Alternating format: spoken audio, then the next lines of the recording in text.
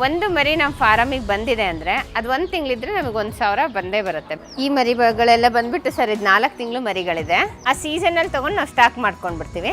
Shed ಆದಷ್ಟು simple ಆಗಿ ಮಾಡ್ಕೊಳ್ಳಿ ಅಂತಲೇ ನಾನು ಹೇಳೋದು. 35 kg ಮೇಲೆ ಮರಿ ಬಂತು ಅಂದರೆ ಮಾರಾಟ ಶುರು ಮಾಡ್ಬಿಡ್ತೀವಿ. 60-70 ಮರಿ 2 ತಿಂಗಳಲ್ಲಿ ಖಾಲಿ ಆಗ್ಬಿಡುತ್ತೆ. ತುಂಬಾ ಚೆನ್ನಾಗಿ ಸೂಟ್ ಆಗೋ ಜಾಬ್ ಅಂದ್ರೆ ಲೇಡೀಸ್ಗೆ ಅಂತಾನೆ ಹೇಳ್ತೀನಿ. ಯಾಕಂದ್ರೆ ಲೇಡೀಸ್ ಅಂದ್ರೆ ಸ್ವಲ್ಪ ಕೇರ್ ಮಾಡ್ತಾರೆ. ಶ್ವೇತಾ ಅಂತ ಹೇಳ್ಬಿಟ್ಟು ನಮ್ಮೂರು ಬಂದ್ಬಿಟ್ಟು ಚಿತ್ರದುರ್ಗ ಡಿಸ್ಟಿಕ್ ಹೊಸದುರ್ಗ ತಾಲೂಕು. ಎಜುಕೇಶನ್ ಬಂದ್ಬಿಟ್ಟು B.Ed ಆಗಿದೆ.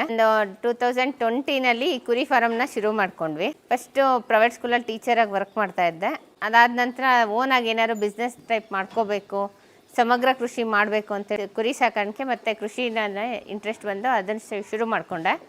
ಶುರು ಮಾಡೋದಕ್ಕಿಂತ ಮೊದಲು ನಾನು ಬೆಂಗಳೂರಲ್ಲಿ ಮತ್ತು ಹಾಸನಲ್ಲಿ ನಾನು ಹೋಗ್ಬಿಟ್ಟು ಟ್ರೈನಿಂಗ್ ಎಲ್ಲ ತೊಗೊಂಡು ಬಂದ್ವಿ. ಟ್ರೈನಿಂಗ್ ತೊಗೊಂಡು ಬಂದ ನಂತರ ಇದೇ ರೀತಿ ಫಾರಮ್ ಮಾಡಿದವ್ರನ್ನ ಅದ್ರಲ್ಲಿ ಸಕ್ಸಸ್ ಆದವ್ರನ್ನೆಲ್ಲ ವಿಚಾರಿಸ್ಬಿಟ್ಟು ಆ ನಂತರ ನಾವು ಫಾರಮ್ ಸ್ಟಾರ್ಟ್ ಮಾಡಿದ್ವಿ. ಸರ್ ಎಳಗಾನೆ ನಮ್ಮದು ಮೇಯ್ನ್ ಬಂದ್ಬಿಟ್ಟು ಎಳಗಾನೆ. ಈಗ ಮೊನ್ನೆ ಲಾಸ್ಟ್ ಈಗ ಒಂದು 15 days ಬ್ಯಾಕ್ ಮರಿ ತಂದಾಗ ಒಂದು 5 ಡೆಕಾನಿ ಮತ್ತು ಒಂದು 4 ಸಿಂಧನೂರು ತಳಿ ತಂದಿದ್ದೀವಿ. ಅಷ್ಟು ಬಿಟ್ಟರೆ ಮೇಯ್ನ್ ನಮ್ದು ಎಳಗಾನೆ ಇರೋದು. ಎಳಗ ಫಾಸ್ಟ್ ಗ್ರೋತಿಂಗ್ ಇದೆ, ಬೇಡಿಕೆ ಜಾಸ್ತಿ ಇದೆ. ಮಟನ್ನು ಕ್ವಾಲಿಟಿ ಚೆನ್ನಾಗಿರೋದ್ರಿಂದ ಎಳಗ ಕುರಿ ಮರಿಗೆ ಬೇಡಿಕೆ ಜಾಸ್ತಿ ಇದೆ. ಸರ್ ಮರಿ ಸೆಲೆಕ್ಷನ್ ಅಂದರೆ ಅದು ಎಷ್ಟು ಒಂದು 4 ತಿಂಗಳಿಂದ 5 ತಿಂಗಳವರೆಗಿನ ಮರಿ ತೊಗೊಳ್ತೀವಿ ನಾವು. ಅಟ್ಲೀಸ್ಟ್ 3-4 ತಿಂಗಳು ಮೇಲಾರು ಇರಬೇಕದು. ಆಮೇಲೆ ಕೊಂಬು ಕಾಲು ಎಲ್ಲ ನೀಟಾಗಿರೋ ಅಂಥ ಮರಿಗಳನ್ನ ಆಲ್ಮೋಸ್ಟ್ ಅಲ್ಲಿ ತರೋದು. ಸರ್ ಶೆಡ್ಡೆಲ್ಲ ಇದು ರೆಡಿ ಕಾಂಪೌಂಡಿಗೆ ಸ್ಲ್ಯಾಬ್ಸ್ ಯೂಸ್ ಮಾಡ್ತಾರಲ್ಲ, ಅದೇ ಸ್ಲ್ಯಾಬ್ ಯೂಸ್ ಮಾಡಿಬಿಟ್ಟು ಕಟ್ಟಿರೋ ಅಂಥದ್ದು ಇದು. ಮತ್ತು ಕಬ್ಬಿಣ ಶೀಟು ಮತ್ತು ಓನ್ ಅಮೌಂಟ್ ಇದು. ಇದರಲ್ಲಿ ಯಾವುದೂ ಲೋನ್ ಇಲ್ಲ, ಹಾಕ್ಬಿಟ್ಟು ಮಾಡಿರೋ ಅಂಥದ್ದು ಇದು.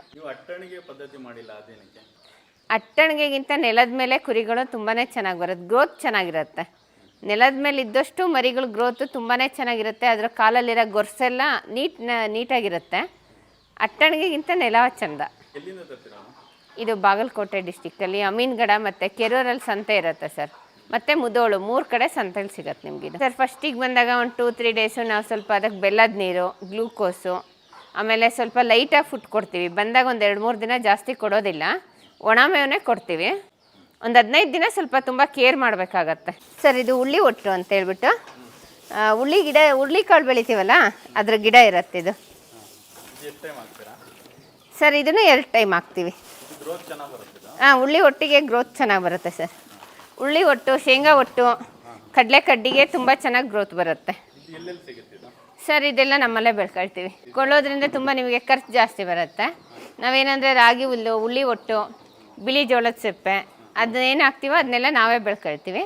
ಮತ್ತು ಅದಕ್ಕಿಂತ ಜಾಸ್ತಿ ಏನು ಬೇಕಾಗುತ್ತೆ ಎಕ್ಸ್ಟ್ರಾ ಬೇಕಾಗಿದ್ದನ್ನು ನಾವು ತರಿಸ್ಕೊಳ್ತೀವಿ.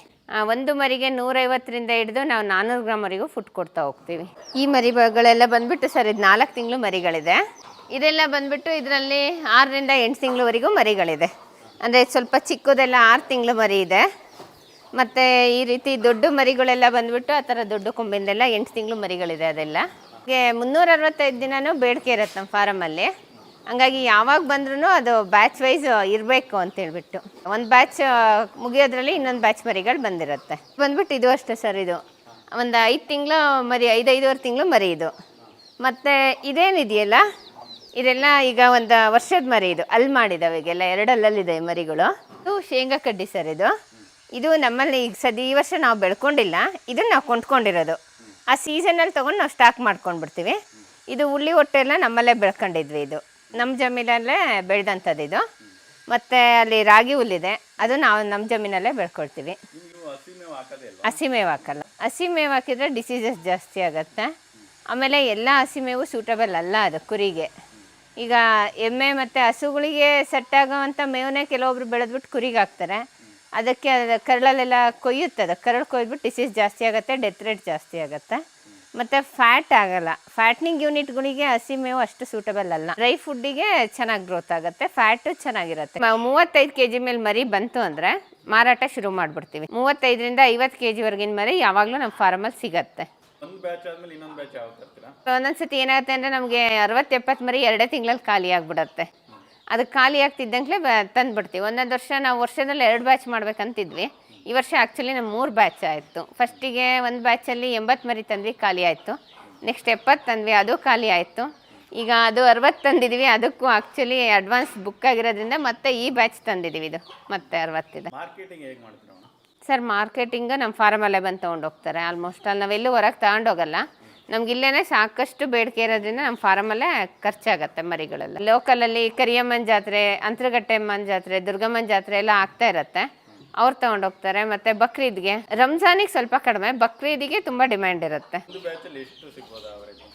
ಸರ್. ನಾವು ಒಂದು ಮರಿಗೆ 4,000 to 5,000 ಟಾರ್ಗೆಟ್ ಇಟ್ಕೊಂಡಿರ್ತೀವಿ. ಯಾಕಂದರೆ ನಾವು ಅದು 4-5 ತಿಂಗಳಿಂದ ಮಾರಕ್ಕೆ ಶುರು ಮಾಡೋದ್ರಿಂದ ಒಂದು ಮರಿ ನಮ್ಮ ಫಾರಮಿಗೆ ಬಂದಿದೆ ಅಂದರೆ ಅದು 1 ತಿಂಗಳಿದ್ರೆ ನಮಗೆ 1,000 ಬಂದೇ ಬರುತ್ತೆ ಬೆನಿಫಿಟ್.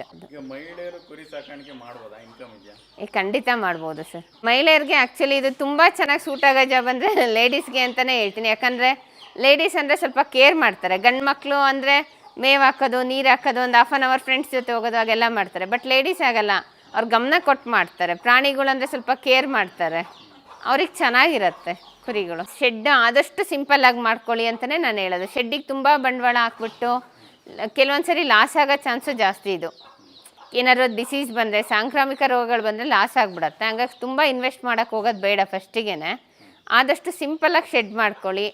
ಒಳ್ಳೆ ಮರಿಗಳು ಮಾತ್ರ ಸೆಲೆಕ್ಟೆಡ್ ಮರಿಗಳು ತಂದ್ಬಿಟ್ಟು ಸಾಕೋಬೇಕು. ಮೇಡಮ್, ಈ ಕೊರೋನಾ ಟೈಮಲ್ಲಿ ಸುಮಾರು ಜನ ಕುರಿ ಸಾಕಾಣಿಕೆ ಮಾಡಿದ್ರು, ಅವಕ್ಕೆಲ್ಲ ಮಾಡೋಕ್ಕಾಗಿಲ್ಲ, ಏನಕ್ಕೆ ಇರ್ಬೋದು ಸರ್? ನಾವು ಓನಾಗಿ ಮಾಡ್ತೀವಿ ಅಂತ ಹೋದಾಗ ಸಕ್ಸಸ್ ಆಗಕ್ಕೆ ಸಾಧ್ಯ. ನಾವು ಯಾರ್ದೋ ಮೇಲೆ ಡಿಪೆಂಡ್ ಆಗಿ, ಲೇಬರ್ಸ್ ಮೇಲೆ ಡಿಪೆಂಡ್ ಆಗಿ, ಅಥವಾ ನಮಗೆ ಫಸ್ಟ್ ನಮಗೆ ಇಂಟ್ರೆಸ್ಟ್ ಇರಬೇಕು. ಅದನ್ನೊಂದು ಬಿಸ್ನೆಸ್ ಏನೋ ಸ್ಟಾರ್ಟ್ ಮಾಡ್ತೀವಿ ಅಂದರೆ ಅದ್ರ ಬಗ್ಗೆ ನಮಗೆ ತುಂಬ ಕಾಳಜಿ ಇದ್ದು, ಅಥವಾ ಅದರಲ್ಲಿ ಪ್ರಾಣಿಗಳು ಸಾಕೋದ್ರಲ್ಲಿ ಅಂದರೆ ನಮಗೆ ಪ್ರಾಣಿಗಳ ಬಗ್ಗೆ ಮೊದಲು ಪ್ರೀತಿ ಇರಬೇಕು.